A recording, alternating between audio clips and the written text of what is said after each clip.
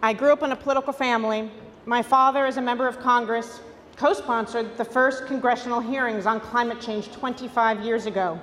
So I have known about climate change since before I got my driver's license. But for many years, I did not spend a lot of time thinking about it because it felt like a distant threat. This changed when I became a mother. I remember the precise moment I was reading a book from the aquarium one night to my daughter Sophie, then about 2 years old. I had chosen the book because it reminded me of the first time I saw a coral reef, when the utter explosion of color and life overwhelmed me with feelings of euphoria.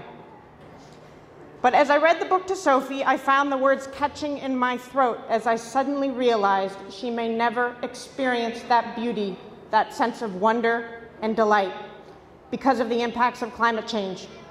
And I wondered how I would explain to her and her sister how we allowed such things to happen.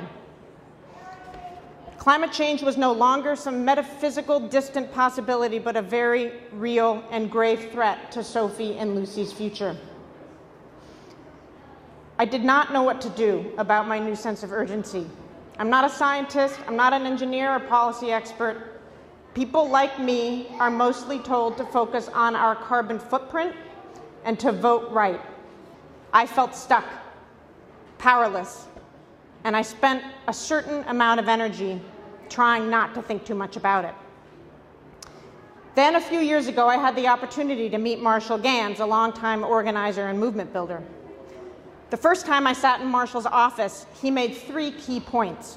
1, broad societal transformation has always been driven by social movements, large numbers of people coming together to put pressure on their leaders to do the right thing.